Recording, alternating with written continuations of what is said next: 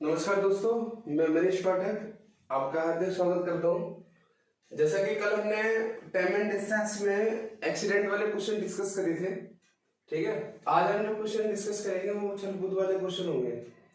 और एक्सीडेंट वाली वीडियो जिन बच्चों ने नहीं देखी है तो पहले एक्सीडेंट वाली वीडियो को अच्छे से देख ले, ठीक है। बहुत ही बढ़िया तरीके से मैंने उसमें एक्सप्लेन कराया हुआ है, ठीक है ना।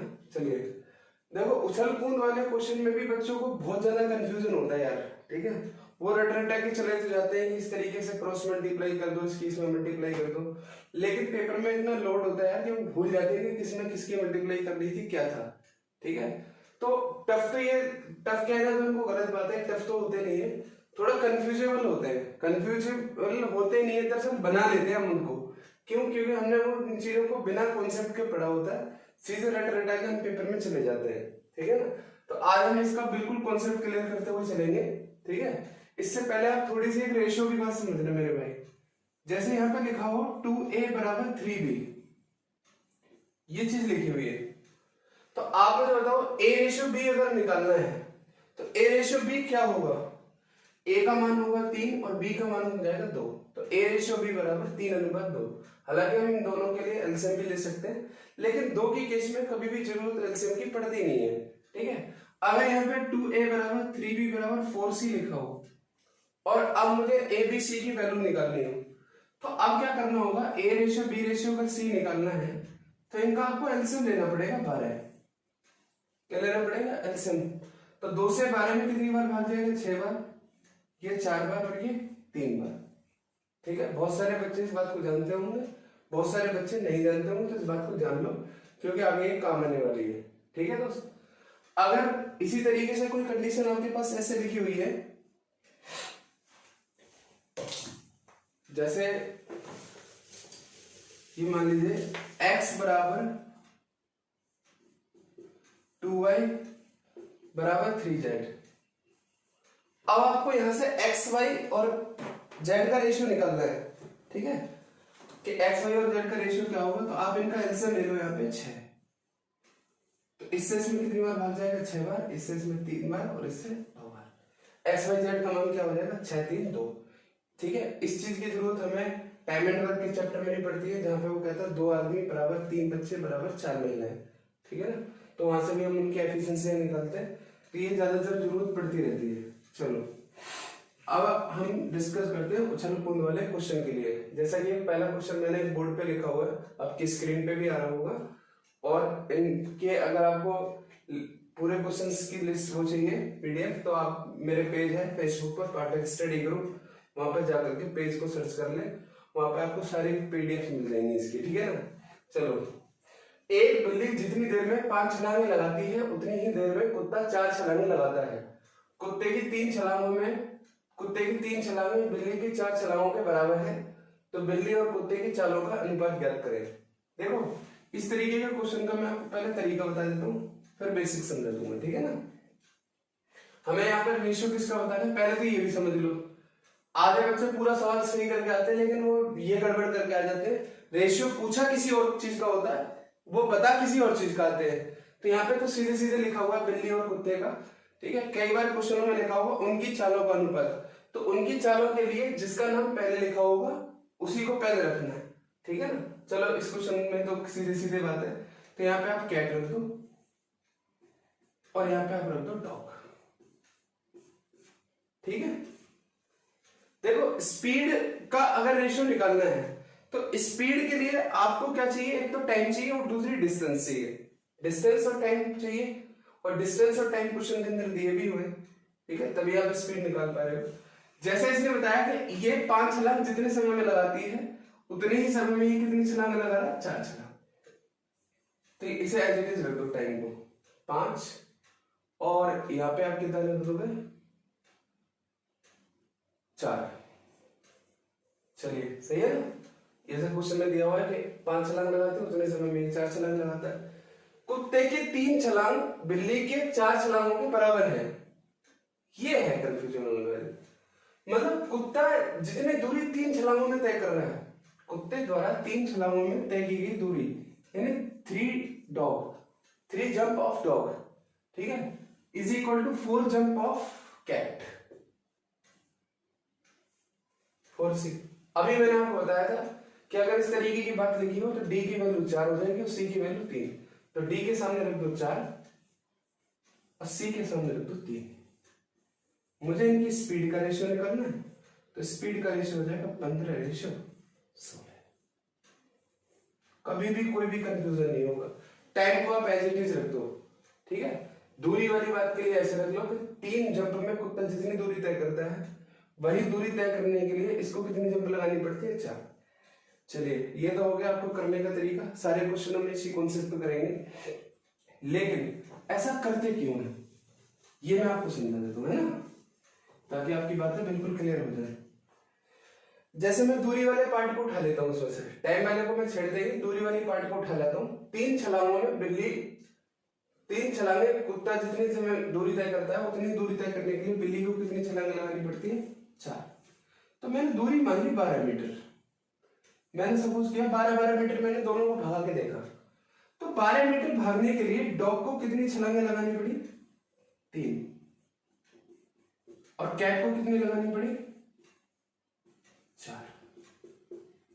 यहां तक कोई कंफ्यूजन, कोई दिक्कत नहीं। तो 3 छलांगों में अगर ये 12 मीटर भाग जाता है तो एक छलांग में कितना भागता होगा, 4 मीटर प्रति छलांग भागता होगा ये। और बिल्ली 3 मीटर प्रति छलांग, यही होगी बात इनकी, सही है ना। यानी इसकी जो वेलोसिटी है वो 4 मीटर एक छलांग में भागने की है, इसकी 3 मीटर भागने की है एक छलांग में। अच्छा, दोनों को मैंने टाइम भी दिया 1-1 मिनट, तो मैंने 1 मिनट में देखा तो ये 5 बार कूद लेती है और ये 1 मिनट में बेचारा 4 ही बार कूद पाता है। तो बिल्ली की जो जंप करने की वो है 5 छलांग पर मिनट।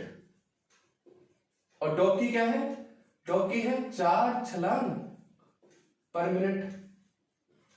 अच्छा, दूरी की अगर मैं बात करूं तो ये 4 मीटर प्रति छलांग और ये 3 मीटर प्रति छलांग।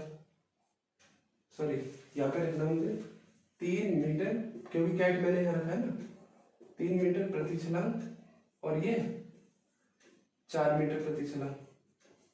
तो जब मैं इनके आपस में मल्टीप्लाई करूंगा, ठीक है, तो क्या होगा, छलांग से छलांग कट जाएंगी और ये हो जाएगा यार 15 मीटर पर मिनट। इसकी मल्टीप्लाई करूंगा तो 16, छलांग से छलांग यहां भी कटेंगे, 16 मीटर पर मिनट, ठीक है। और मीटर पर मिनट ही क्या होती है, स्पीड होती है आपकी। मीटर पर मिनट से मीटर पर मिनट कैंसिल हो जाएंगे और आपका आंसर 15:16 हो जाएगा, ठीक है ना। तो ये बात है इसके अंदर, क्योंकि जब मैंने दूरी को इक्वल रख के देखा तो 12 मीटर भागने के लिए इसको 4 और इसको 3, यही इन्वर्स करना था। बाकी ये तो मैंने सीधे सीधे रखे हुए, इसको मुझे छेड़ना ही नहीं किसी भी क्वेश्चन के अंदर। टाइम को कभी भी नहीं छेड़ना, ठीक है।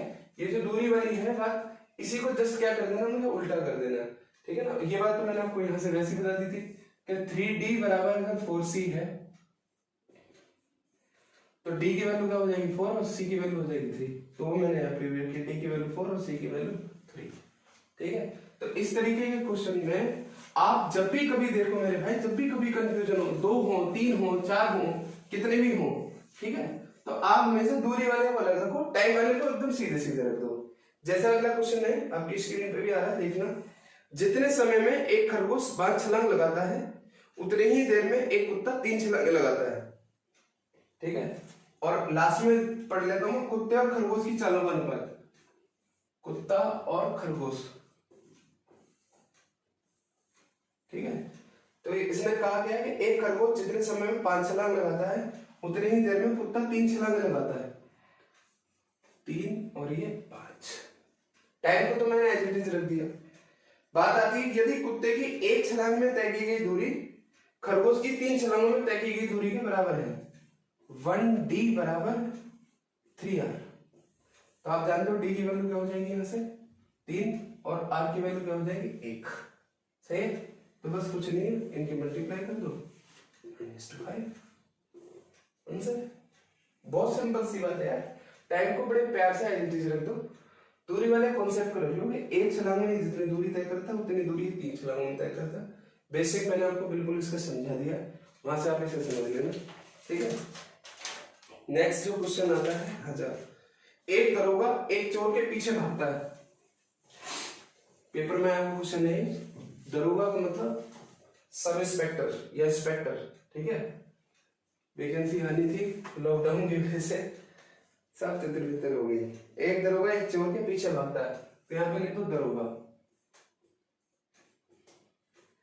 और यहाँ लिख दो चोर, ठीक है। बिल्कुल आराम से समझना यार, देखो कंफ्यूजन बनना, कोई क्रॉस मल्टीप्लाई नहीं करनी, मैंने आपको बहुत ही बढ़िया तरीका बताया इसका। यदि चोर 10 कदम चलता है तो दरोगा 8 कदम चलता है, मतलब जितने समय में दरोगा 8 कदम चलता है उतने ही समय में चोर 10 कदम चलता है, ठीक है।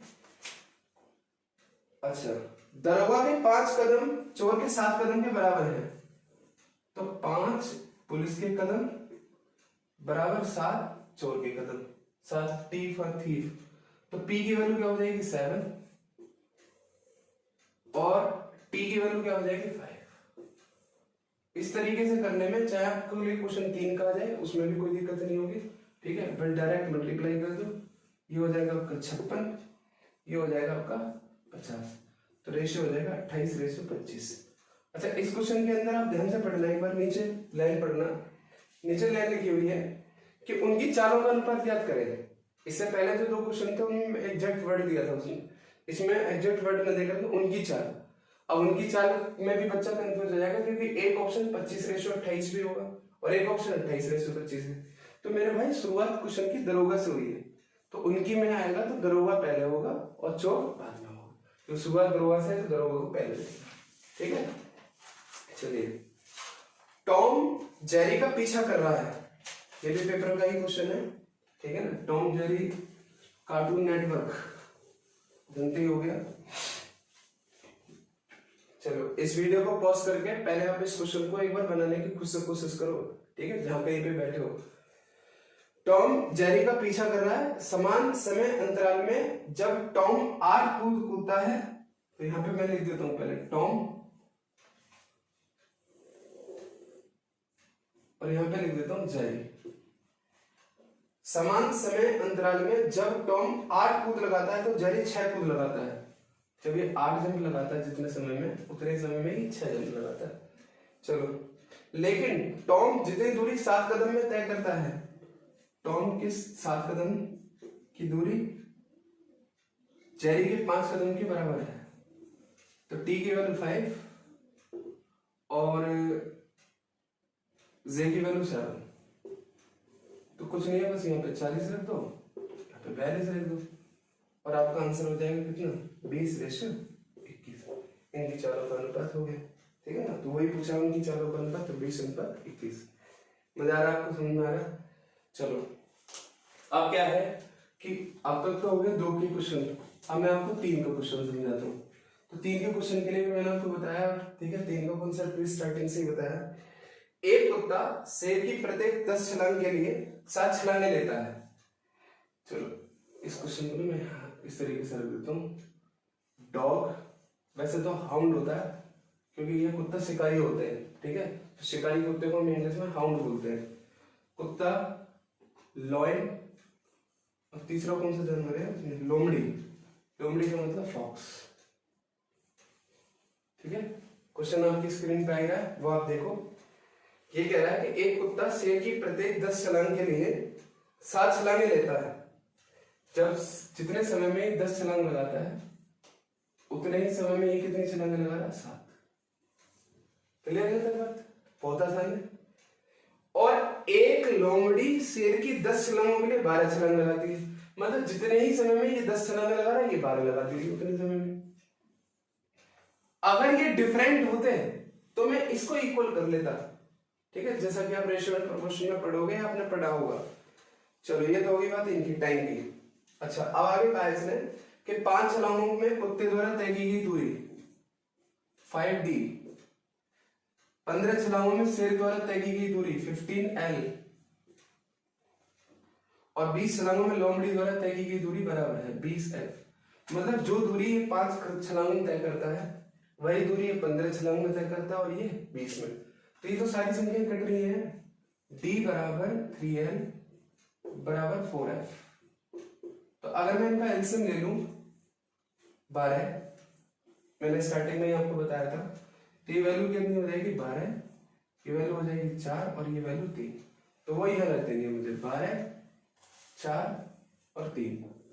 तो 12 सत्ते 84, 10 चौक 40 और 12 3 36। क्या ये सारी संख्याएं किसी एक से कटती हैं?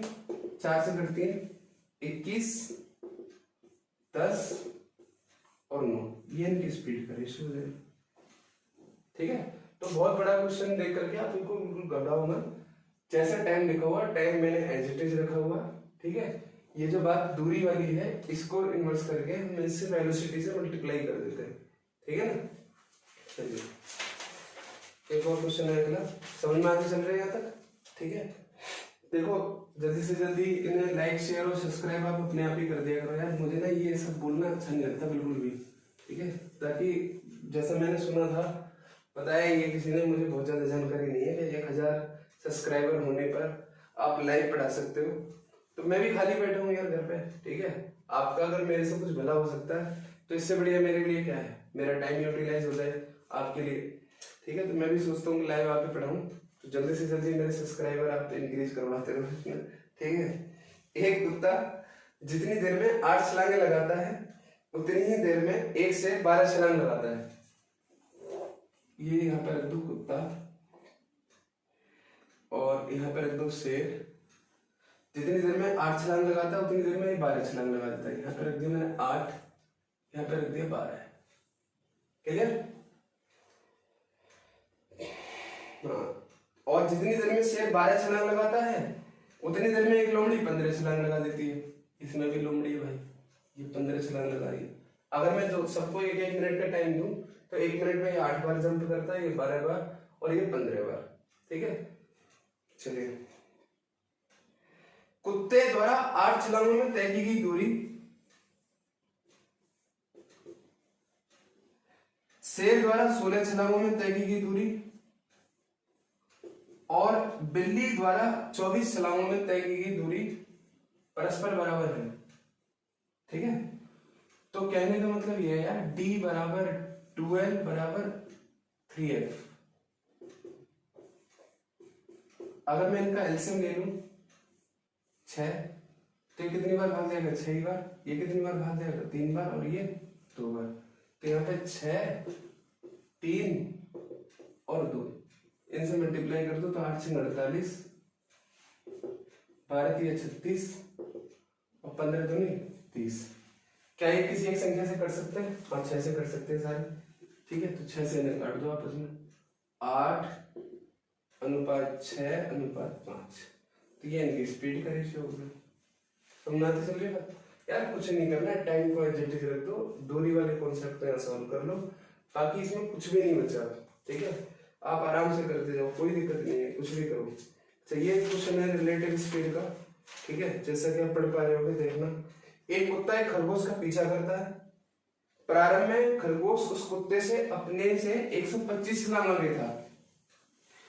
ये रिलेटिव स्पीड का क्वेश्चन है, उछल कूद का नहीं है। चलो यहाँ आ गया तो मैं करा देता हूँ। ठीक है ना, देखो एक कुत्ता और एक खरगोश का पीछा करता है। पीछा करने के लिए तो खरगोश को थोड़ा आगे होना पड़ेगा, तो यहाँ मैंने रख दिया खरगोश और इसके पीछे लगा हुआ कुत्ता।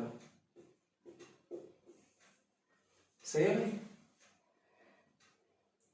प्रारंभ में खरगोश उस कुत्ते से अपनी 125 छलांगे आगे था। मतलब ये जो खरगोश है ये अपनी 125 छलांगे आगे है। ठीक है, अगर ये कह दे कि कुत्ता अपनी 125 छलांगे पीछे था, तो भैया एक छलांग में जितनी भी दूरी जाता होगा वो डिस्टेंस, खरगोश जितनी छलांगे अपनी आगे है तो एक छलांग में जितनी डिस्टेंस जाता होगा वो। ठीक है, अच्छा, इसने कहा हुआ है कि जितने समय में खरगोश 4 छलांगे लगाता है उतने ही समय में कुत्ता 3 छलांगे लगाता है। जितने समय में खरगोश 4 छलांग लगाता है, 4 जंप, उतने ही समय में ये कितने जंप लगाता है? 3 जंप। सही है। आगे क्या पूछा होगा? खरगोश एक छलांग में 1.75 मीटर भागता है। एक छलांग में भागता है 1.75 मीटर। और ये एक छलांग में भागता है भाई 2.25। क्लियर? अच्छा ये बताओ, ये एक जंप में इतने मीटर भाग रहा है और क्वेश्चन में ये दिया हुआ था कि खरगोश अपनी 125 छलांगे आगे है, तो एक जंप में अगर 1.25 है तो 125 जंप में कितना होगा? 125 इंटू 1.75। ये तो गैप हो गया दोनों के बीच में। अरे एक जंप में खरगोश कितना भागता है बताओ? 1.75 भागता है और अपनी 125 छलांगे पहले भाग चुका है, तो एक जंप में इतना भाग रहा है तो 125 में इतना भाग लेगा, यानी दोनों के बीच में गैप इतना है। ठीक है, अब ये कह रहा है कि जितने समय में ये 3 जंप लगाता है ये 4 जंप लगा लेता है, तो एक जंप में ये भागता है 2.25 मीटर, तो 3 जंप में कितना भागेगा? तो इसकी मल्टीप्लाई कर लो आप। ठीक है, 25 के 75, ठीक है ना, और 3 दूनी 6 और 2 8, 8.75। ठीक है ना भाई? चलो इसकी अगर मैं मल्टीप्लाई करूं तो ये कितना हो जाएगा? 4 पंजे 20, 2 17 चौका 68 और 2 70, ये हो जाएगा 7 मीटर पर मिनट, और ये हो जाएगा 8.60 मीटर पर मिनट। ठीक है, जैसे मैंने 1 मिनट का टाइम मान लिया इनके लिए, ये 1 मिनट में 3 जंप लगाता है, 1 मिनट में 4 जंप, तो 1 मिनट में 3 जंप लगाता है तो 1 मिनट में भागेगा कितना? इतना। 1 मिनट में भागेगा इतना। तो आप मुझे बताओ कि दोनों की रिलेटिव स्पीड क्या हो जाएगी? दोनों की रिलेटिव स्पीड हो जाएगी यार 8.75 में से इसको घटा दो आप, तो हो जाएगा आपका कितना? 1.25। ये हो जाएगी रिलेटिव स्पीड। स्पीड पता है, दूरी पता है, टाइम निकालना वो निकाल लो। टाइम बराबर क्या होगा? टी बराबर 125 इंटू 1.75 बटे 1.25, तो पॉइंट से पॉइंट हट जाएंगे, 125 से 125 कट जाएगा, तो टाइम बराबर आ जाएगा 175 मिनट। मतलब 175 मिनट के बाद ये कुत्ता इस खरगोश को पकड़ लेगा। पर क्वेश्चन के अंदर पूछा क्या है? ये पूछा कि कुत्ता कितनी छलांगों में खरगोश को पकड़ लेगा। तो आपको जब पता है कि 1 मिनट में 3 जंप लगा रहा है, 1 मिनट में कितने जंप लगा रहा है? 3 मिनट, तो 175 मिनट में कितने लगाएगा? 3 से मल्टीप्लाई कर दो, तो 3 पंजे 15 और 17 3 51 और 1 52, 525 छलांग लगा दे। 525 छलांग लगा के पकड़ लेगा इसको। ठीक है, तो यहाँ तक की बातें क्लियर हो गई होंगी। ठीक है, इस क्वेश्चन को मैं दोबारा एक्सप्लेन कर दूं। ये कह रहा है कि एक खरगोश जो है एक जंप में 1 मिनट में 4 जंप लगाता है, ये 1 मिनट में 3 जंप लगाता है। अच्छा, एक जंप में ये भागता इतना है, ये भागता इतना है, तो यार ये अपनी 125 छलांगें पहले से लीड लेके बैठा हुआ है, तो एक जंप में अगर 1.75 मीटर भाग रहा है और 125 जंप भाग चुका है, तो ये गैप हो गया दोनों के बीच में। ठीक है, रिलेटिव स्पीड मैंने ये निकाल ली, तो यहाँ से टाइम आ गया मेरे 175 मिनट। अगर ये पूछता कि कितने मिनट के बाद ये कुत्ता इस खरगोश को पकड़ लेगा, तो आपका टाइम हो जाता 175। लेकिन इसने पूछा कि कितनी छलांगें लगानी पड़ेंगी। जब आप मान चुके हो कि 1 मिनट में 3 जंप लगाता है, तो 175 इंटू 3 525 हो जाएंगे। ठीक है, अगर ये पूछता कि जहां पे खरगोश पकड़ा गया उस पकड़े जाने से पहले खरगोश ने कितनी जंप लगाई, तो उसमें 4 की मल्टीप्लाई कर दो। क्लियर? यहाँ तक अभी बस। तो आज के लिए हम इतना ही रखते हैं, यहीं तक। मैं आशा करता हूँ कि आपको ये सारी बातें समझ में आई होंगी। ठीक है, तो कल हम फिर एक बढ़िया से कॉन्सेप्ट के साथ मिलेंगे टाइम एंड डिस्टेंस में। ठीक है ना, धन्यवाद।